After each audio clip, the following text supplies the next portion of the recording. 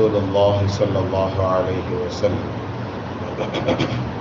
بسم الله الرحمن الرحيم. قال نبينا صلى الله عليه وسلم: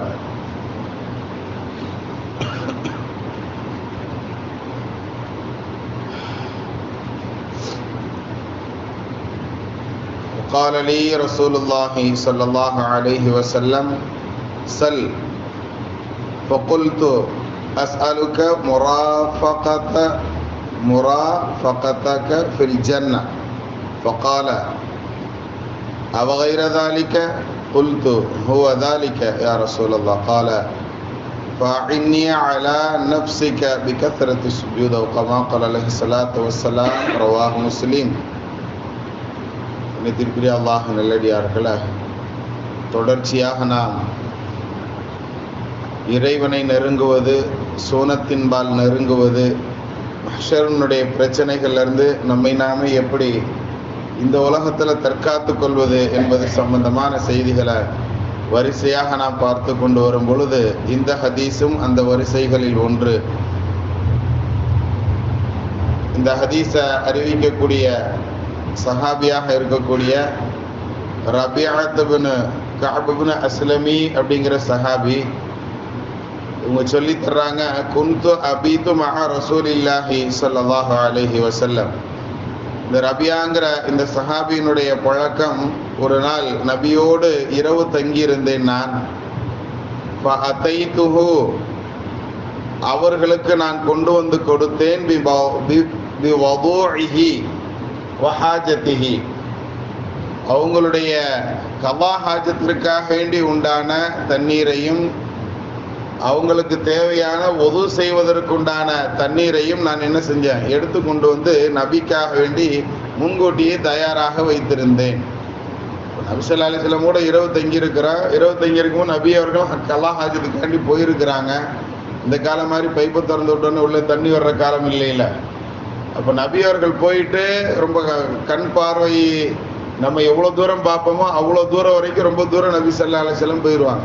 அவ்வளோ தூரம் போயிட்டுட்டு திரும்ப வந்து சுத்தம் செய்வதற்காக வேண்டி வரும் பொழுது நான் அவர்களுக்கு உண்டான தண்ணீரை எடுத்து தயாராக வச்சிருந்ததை பார்த்தோன்னே நபி அவர்கள் அகமகிழ்ந்து சந்தோஷப்பட்டுட்டாங்க. சந்தோஷப்பட்டு அந்த சந்தோஷத்தில் நபி அவர்கள் என்று சொன்னாங்க, ஃபகாலலி சல், உனக்கு என்ன வேணுமோ கேள்மை, ஏதாவது உனக்கு செய்யணும், உனக்கு கொடுக்கணும் போல இருக்கு அப்படின்னு நபி அவர்கள் என்ன செஞ்சாங்க, என்னிடத்துல கேட்டார்கள். சிறுவராக இருந்த அந்த சஹாபி அவர்கள் சொன்னார்கள், ஃபகுல்து அஸ்அலுக முராஃபகதக ஃபில் ஜன்னah, சோனத்திலேயும் உங்களோடு சேர்ந்து இருப்பதைத்தான் நான் ஆசைப்படுகிறேன் நபியே அப்படின்னு கேட்டான். இன்னும் சில ரிவாயத்துகள்ல இப்படி வருது, யார சொல்லலாம், என்ன கேட்கணும்னு எனக்கு டக்குன்னு தெரியல, நான் எங்கள் உம்மாட்ட கேட்டு வர்றேன் அப்படின்னு சொன்னதாகவும் இருக்கு.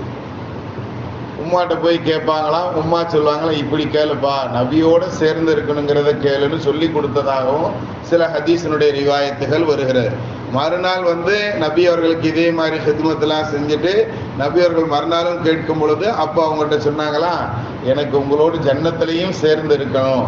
அப்படின்னா என்ன, இந்த மஹ்ஷருடைய பிரச்சனைகள்ல இருந்து நீங்க இருக்கணும், அல்லாஹ்வுடைய நெருக்கம் பெறணும், சொர்க்கத்திலையும் இங்க இருக்கிற மாதிரியே உங்களோட சேர்ந்து இருக்கணும் அப்படிங்கிறது அந்த சஹாபியினுடைய கூற்றாக இருக்கு.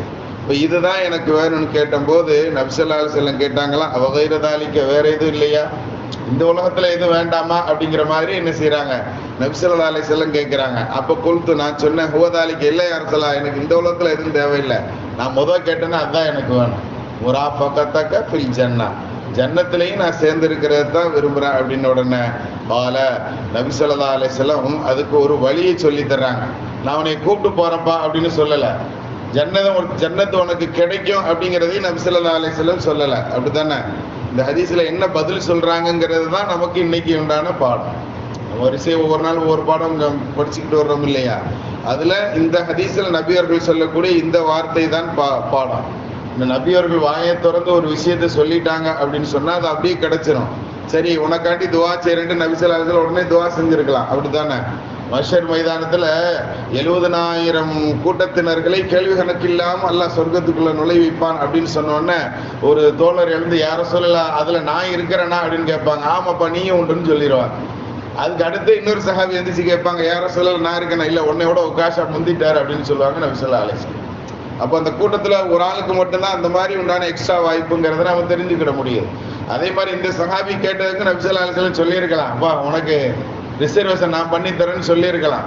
இருந்தாலும் நபி ஸல்லல்லாஹு அலைஹி வஸல்லம் என்ன சொல்றாங்கன்னா, கால நபி அவர்கள் சொன்னார்கள், ஃபஇன்னி அலா நஃப்ஸிக, அதாவது உனக்கு அந்த ஜன்னத்து கிடைக்கிறதுக்கு நான் உதவி பண்றேன், ஆனா அதுக்கு நீ என்ன செய்யணும், உனக்காக வேண்டிய ஒரு உதவியை நீ செய்யணும்.